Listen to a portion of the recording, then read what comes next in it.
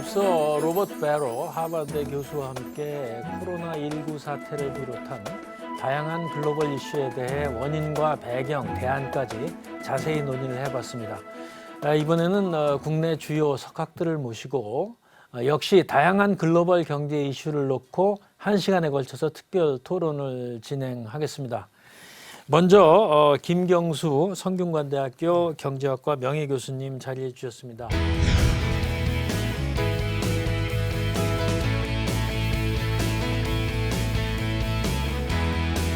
이인호 서울대학교 경제학과 교수님 나와주셨습니다.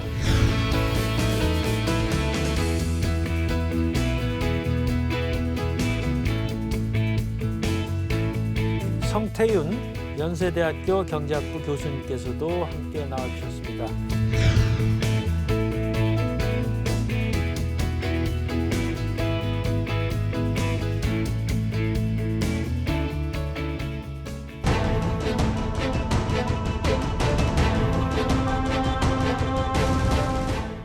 바쁘신 가운데도 참석해 주셔서 대단히 감사합니다. 먼저 이제 현황이라고 할 수 있는 그 신종 코로나 바이러스 문제에 대해서 좀 이야기를 나눠보도록 하겠습니다. 코로나19로 인한 경제 위기 얼마나 심각하다고 보시는지요? 블룸버그에서 지난 3월 초순경에 시나리오별로 이제 추정을 한 것들이 있습니다. 4가지 시나리오를 했는데 가장 좋은 시나리오는 이제 이 바이러스가 중국에만 있을 거다. 이 시나리오는 이제 틀린 거고요. 가장 이제 워스트 케이스 시나리오는 글로벌 팬데믹이 될 것이다. 그 이전이 이제 그 다음으로 이제 나쁜 시나리오가 있는데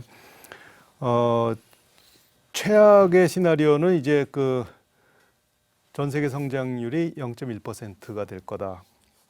그리고 세컨 워스트 케이스에서는 이제 1.2%로 봤고요. 참고로 IMF가 지난 1월에 수정 전망은 3.3%였습니다. 이제 각국별로 보시면 어떤 경우도 유럽과 일본은 마이너스 성장은 불가피한 것 같다라는 것이고, 그 시나리오를 이제 최악의 시나리오와 그리고 그 다음에 나쁜 시나리오를 놓고 보면 한국이 우리나라가 마이너스 1에서 마이너스 2%, 미국이 0% 내외, 중국이 4%가 안 될 것이다. 뭐 이런 식의 나오는 것이 있습니다. 그 최악의 시나리오는 좀 0.1%. 0.1%. 네. 그 세계 경제 0.2%면은 이건 뭐 개발도상국 다 포함한 건데 참 끔찍하다는 표현이.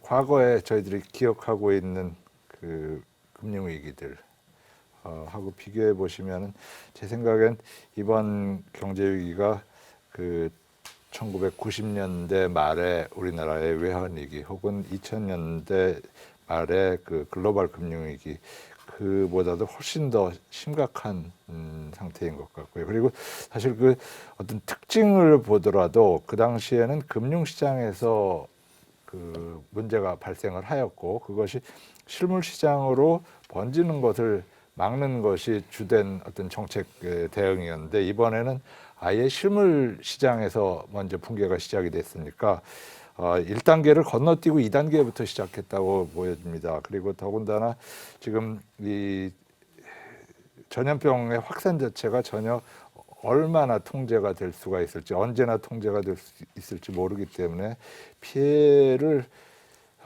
여태까지 만들어진 피해만도 상당한 규모인데 이것이 더 커질 수 있다는 것이 상당히 우려스러운 것 같습니다. 저도 말씀하신 거에 동의하는데요. 기본적으로 일종의 중첩 복합 위기다 이렇게 정의를 하고 있습니다. 현재 우리나라뿐만 아니라 다른 국가들, 지금 이인호 교수께서 말씀하신 것처럼 1997년 외환 위기는 한국과 아시아를 중심으로 문제가 발생을 했고요. 2008년도 글로벌 금융 위기는 우리나라는 사실 양호한 편이었는데 이제 미국 금융시장을 중심으로 위기가 발생했는데 이번 사례는 우리나라뿐만 아니라 다른 국가들까지 전체적으로 위기에 봉착을 하고 있는 것으로 보이고 특히 금융시장에 제한된 것이 아니라 실물 시장이 금융시장으로 파급되고 있기 때문에 일종의 위기가 복합되어 있고 특히 한국의 경우에는 이러한 신종 코로나 바이러스 사태가 발생하기 이전에도 경제 자체가 상당한 어려운 국면에 직면해 있었습니다. 그래서 이러한 위기들이 중첩해서 나타나고 있기 때문에 실제로 상당히 심각한 영향이라고밖에 볼 수 없고요. 과거에 전염병 사례가 있었습니다. 아시는 것처럼 이제 사스 같은 경우인데요. 당시에 사스는 이번 사태보다는 훨씬 더 통제가 되었던 것으로 평가함에도 불구하고 2분기에 걸쳐서 한 2%포인트 정도 경제 성장률이 하강하는 상황이 나타났었습니다. 그거에 비해서 보면 지금은 훨씬 더 장기간에 걸쳐서 심각한 정도의 영향을 받는다고 보고 우리 한국 경제가 이미 3.2% 2017년 경제 성장에서 현재 2.0%로 작년에 내려앉은 상황이기 때문에 여기서 2%포인트가 분기별 성장으로 내려앉는다고 보면 실제로는 마이너스 성장도 당분간 분기에는 가능하고 이것이 장기화된다면 경제 성장률의 하강은 상당히 심각할 것으로 판단이 됩니다. 네, 이제 세 분 말씀이 이제 일치되게 이게 참 아주 정말 심각한 우리가 이런 정도로 될지 이런 일이 있으려고 사실 생각 못했던 것이기도 합니다. 경제 위기라는 것은 대개 경제적인 요인에 의해서 일어난 것으로 우리는 알고 있었는데 이렇게 이제 의외의 곳에서 실물 경제부터 이제 타격을 주면서 온 것이 참 그 위기의 그 지속과 그 규모가 이렇게 굉장히 심각하다. 세 분 교수님께서 다 그렇게 보신 것 같습니다. 그러면 이제 하여튼 어려워도 뭔가 어떻게 대응을 해야 되는 거죠. 지금 실제로 하고 있고요. 그래서 이 이제 사태에 대응해서 우리나라를 포함해서 각국이 이제 처방전을 이제 내고 있습니다. 우리나라의 경우 일단 추경이 되었고 또 그 금리 인하도 있었고요. 뭐 미국도 그렇고 많은 나라들이 이제 어쨌든 뭐 돈을 소위 엄청나게 이제 뭐 우리 쓰는 말로 그냥 돈을 푸는 그런 상황입니다. 자, 이제 그 직접적으로 현금을 뿌린다, 뭐 직접적 현금을 나눠준다, 그것도 여러 형태가 있겠습니다만은 이것이 이제 이슈가 되는데 이게 어느 정도 불가피한가? 이제 이거에 대해서 어떻게 바라보시는지 한번 말씀을 해주시기 바랍니다. 근본적으로 그 전염병의 확산이 멈춰쓰고 실물 경제가 돌아와야지 그 다음에 어떤 제대로 된 대응도 가능한데 저희들이 지금 하고 있는 거 우리나라 혹은 미국 이런 나라에서 하고 있는 거는 어떻게 보면 시간 벌기라고 생각이 됩니다.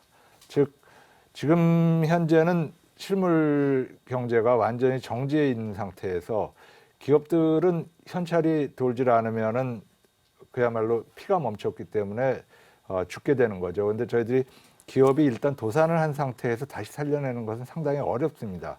그렇기 때문에 이 팬데믹이 멈출 때까지만이라도 기업들이 일종의 인공호흡기를 달 수 있는 그런 정책을 피고 있는 것이 지금 현재 저희들의 접근이라고 생각합니다. 그런데 이 인공호흡기를 사용함에 있어서 저희들이 일단 죽는 것을 피하자 그래가지고 상당히 적극적인 그리고 공격적인 방법을 쓰는 거는 이해를 하지만 그렇다 그래가지고 저희가 나중에 그 위기가 끝난 다음에 돌이킬 수 없는 그런 식의 정책을 피는 것은 피해야 됩니다.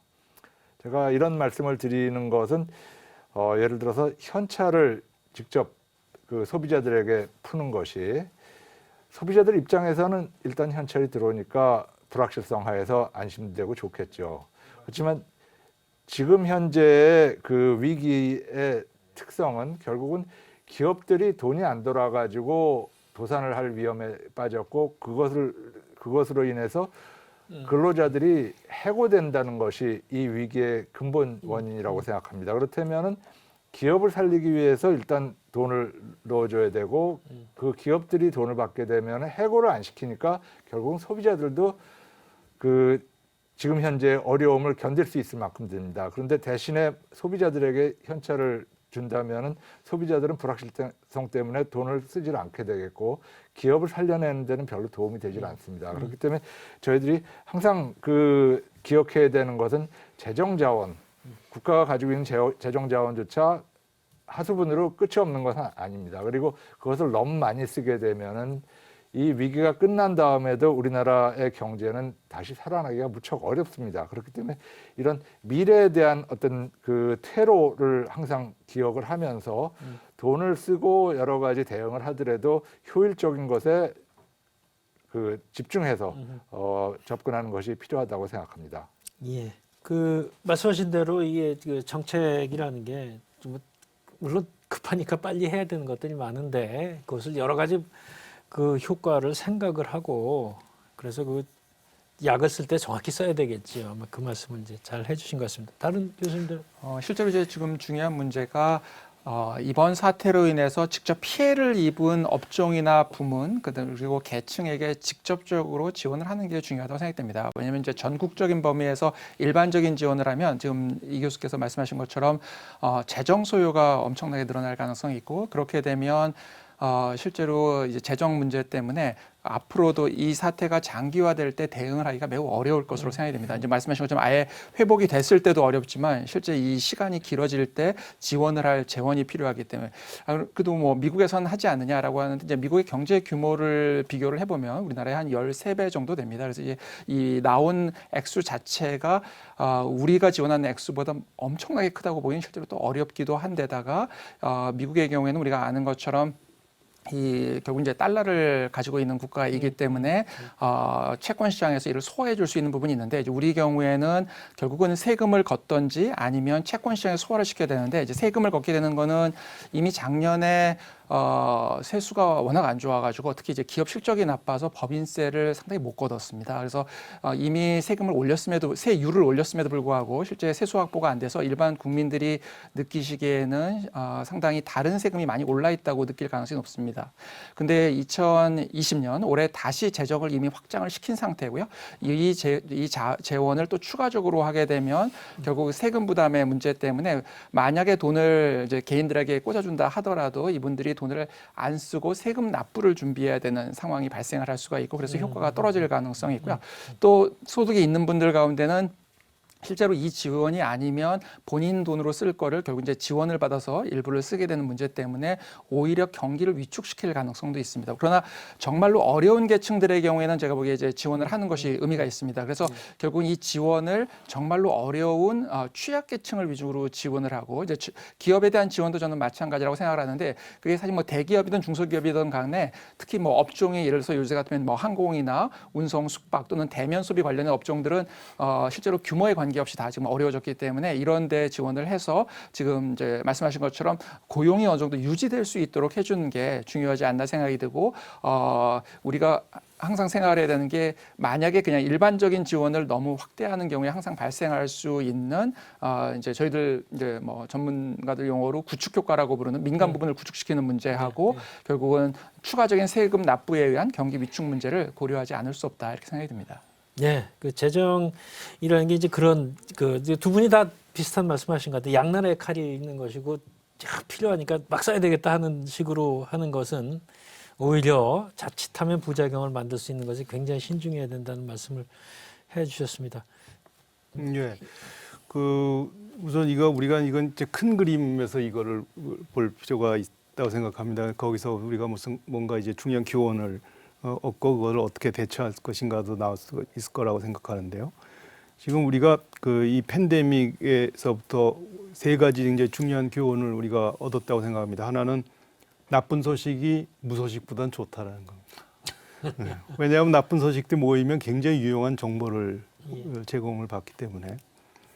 두 번째는 적극 대응할수록 경제는 더 나빠진다라는 거죠. 사회적 거리두기라든지 이런 것들이 결국은 이제 경제를 굉장히 악화시킬 거다라는 것이고, 그러나 느슨하게 대응할수록 그 위기 비용은 이제 기하급수적으로 이제 늘어날 것이다라는 겁니다. 그러니까 이게 아까 그 배로 교수가 지적한 총수요를 진작하는 정책에 한계가 있다라는 것이 아마 그런 데서 우리가 이해를 하면 될 것 같고, 지금 저도 이제 이인호 교수님이나 아니면 이제 두 분 교수님의 말씀에 저도 동의합니다만, 만약에 이제 기업의 현금 흐름에 지금 장애가 일어난 상황에서 소비자들에게 돈을 주면 그것을 쓰지 않는다면 아무런 효과가 없다는 겁니다. 그러니까 쓰지 않는 여러 가지 훌륭한 이유가 있습니다. 하나는 빚을 갚기 위해서 다른 데 갖고 있어야 될지도 모르고, 두 번째는 위기가 장기화가 될 때를 대비해서 저축을 할 수가 있는 거고, 세 번째는 사회적 거리두기 때문에 이것을 쓰지 못하는 그런 경우가 있다는 거죠. 그러니까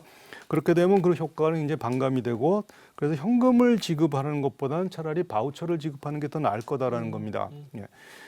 그리고 이제 근데 그 문제 본질은 이거보다는 지금 그 팬데믹을 우리가 극복하거나 그 위험에 대해서 뚜렷한 그 어떤 바텀라인이 생길 때까지는 실물 경제가 고장나지 않게 잘 점검을 하고 금융경제 시간을 최대로 늦추는 것에 더 초점을 맞춰야 되지 않나, 네. 그런 생각이 듭니다. 예.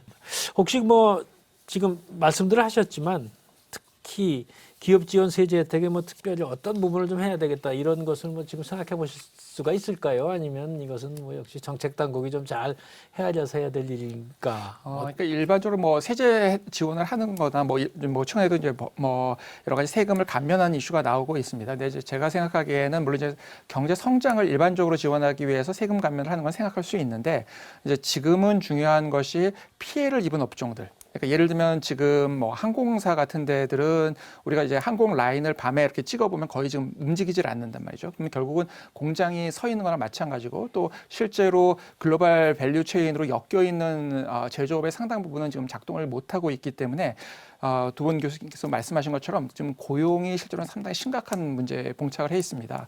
왜냐하면 이제 이분들을 어쨌든 유지를 시켜줘야 되는데, 안 그러면 이제 기업들이 망하게 되는 그런 상황에 이제 도달할 수 있고, 그래서 결국은 이 유동성 문제는 일단 해결을 해줘야 된다. 그래서 세금도 마찬가지고, 그 다음에 이제 각종 재정 지원도 마찬가지고, 유동성 문제를 긴급히 제공을 해서 지급불능 상태에 빠지는 것을 막아야 되고, 그러지 않게 되면 이 제조업이나 기업들이 금융시장을 부실화시키면서 채권시장이나 이런 데 사실 상당히 문제를 만들어낼 수 있는 사이클로 작용을 할 수 있기 때문에 이제 이거를 막기 위한 작업들을 보다 빨리 신속하게 진행하는 것이 필요하다, 이렇게 생각이 듭니다. 네.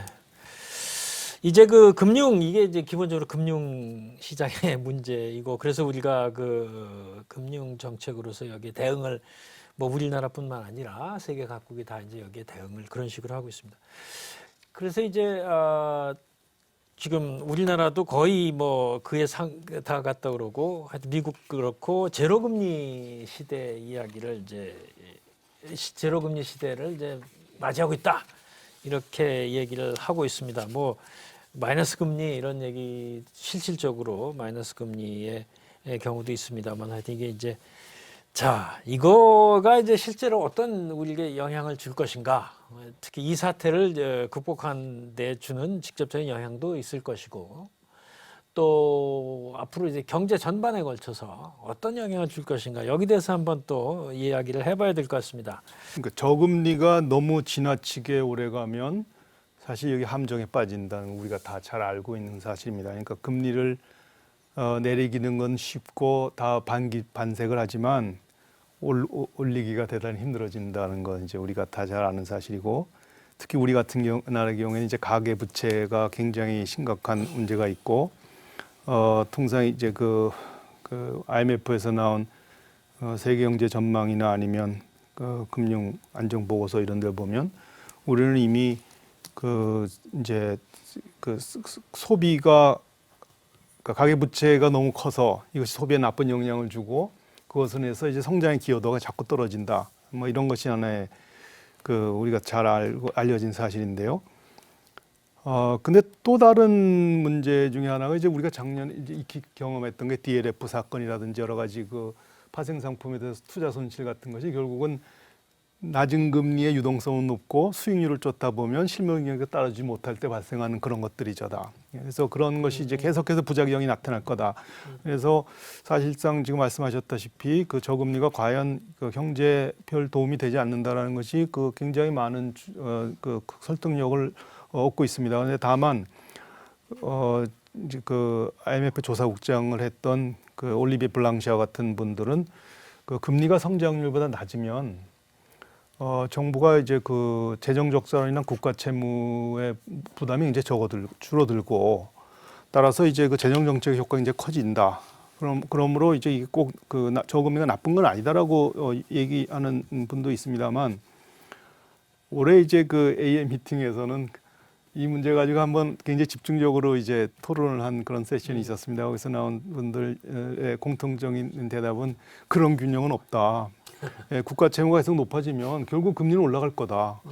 그래서 이제 그런 균형은 존재하지 않는다라는 것이 이제 있습니다. 그러니까 이 문제는 참 그러나 정부 입장에서 보면 적어도 정책 당국 입장에서 보면 이 상황에서 금리를 내리고 그걸로 인해서 이제 아까 지적하셨듯이 거품을 키우는 것이 현실적으로 자산 인플레를 유도하는 것이 결국 하나 남은 그 경제 성장 동력이 될 수도 있다고 생각. 적어도 미국에서는 그렇게 돼서 끌고 와서 성공을 했다고 생각해요. 적어도 일정 부분. 그래서 이 문제는 굉장히 저로서는 숙제지만 그러나 과유불급이라는 건 확실히 맞는 것 같습니다. 예. 네. 네, 금리의 경우에는 경제 상황과 맞춰서 가는 게 가장 중요하다고 생각되고요. 결국은 경제 상황보다 금리가 높아서도 곤란하고 낮아서도 문제를 만든다라고 볼 수 있을 것 같습니다.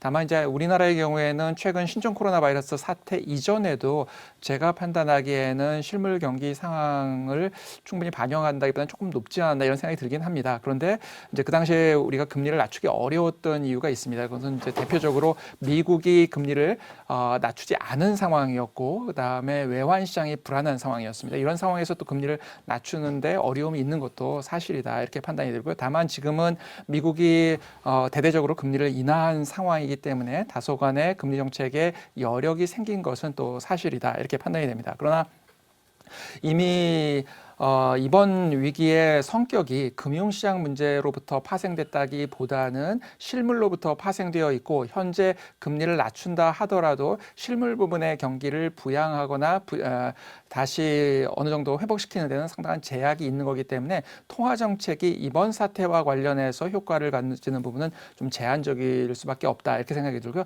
그런 관점에서 보면 특히 피해를 입은 업종을 중심으로 금융지원을 초점이 있게 하는 것이 중요하지 않나 생각이 듭니다. 따라서 이제 일반적인 형태의 금리 정책보다는 이번 사태로 어려움을 겪고 있는, 특히 부채 비용이 높아서 상당히 어려움에 직면해 있는 자영업자들도 있고, 그리고 소상공인들도 있고요. 또 기업 가운데서도 산업 구조나 이런 특징들 때문에 부채를 꽤 가지고 있는 기업들이 있기 때문에 이제 이런 부분들의 정책 금융 자금 등을 통해서 금리를 낮춰줄 수 있는 방안은 필요하다고 생각이 됩니다. 예, 저는 이 제로 금리 시대라는 이야기로 시작을 했는데, 이 시대 자체가 잘못된 시대라고 저는 말씀을 드리고 싶습니다. 뭐냐면은 그 세계 경제가 이렇게 저금리로 흘러 들어가게 된 이유를 보시면 사실은 2008년 금융위기가 미국에서 시작이 됐고, 미국이 그 금융위기에서 회복하면서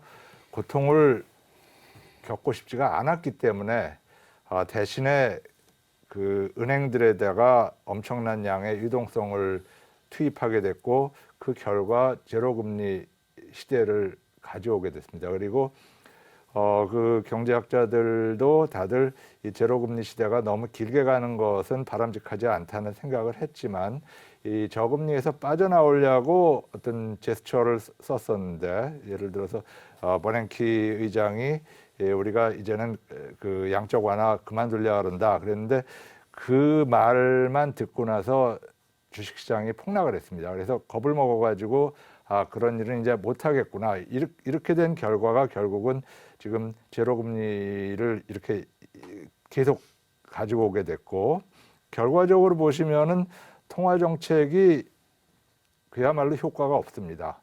뭐 아까 재정정책이 할 수 있는 역할이 더 많아졌다 그러지만, 거꾸로 보면은 통화정책이 아무런 역할을 못하기 때문에 재정정책만 사용을 하고 있는 거거든요. 그래서 이제 이런 면에서 보면 저희가 그 정책 당국이 사용할 수 있는 상당히 중요한 정책 수단을 이 제로금리 시대 때문에 상실하게 됐다는 그 문제가 있습니다. 그리고 저희들이 이 금리란 거를 가만히 들여다보시면은 자산가에게는 이것이 소득의 어떤 원천이 됩니다.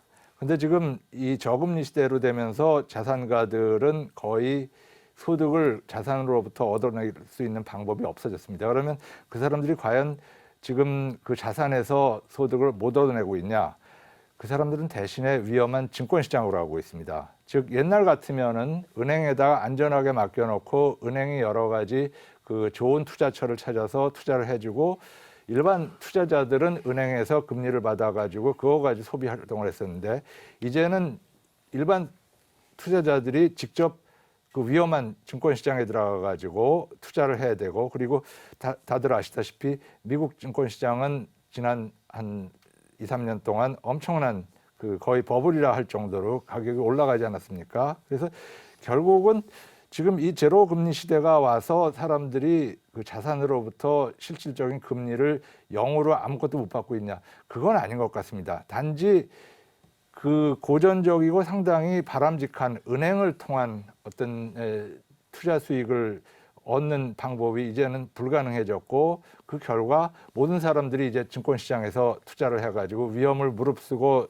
그 수익을 얻어야 되는 그런 아주 좀 왜곡된 그런 시장 상황을 만들어낸 것 같고요. 그래서 저는 결론적으로 두 가지 면에서 한 가지는 통화 정책의 효과를 완전히 없애버린 그런 것이 이 미국의 글로벌 금융위기 회복 그 하는 과정에서 있었던 정책 선택 때문에 결과가 나왔고 또 한 가지는 그로 인해서 이 전체 경제의 투자와 소비와 이런 어떤 순환 과정 자체에 왜곡이 생겨났다. 그래서 저는 이 제로금리 시대는 이번 위기가 끝나면서 좀 고통스럽더라도 반드시 해소를 해야 되는 그런 특징이라고 생각을 하고 있습니다.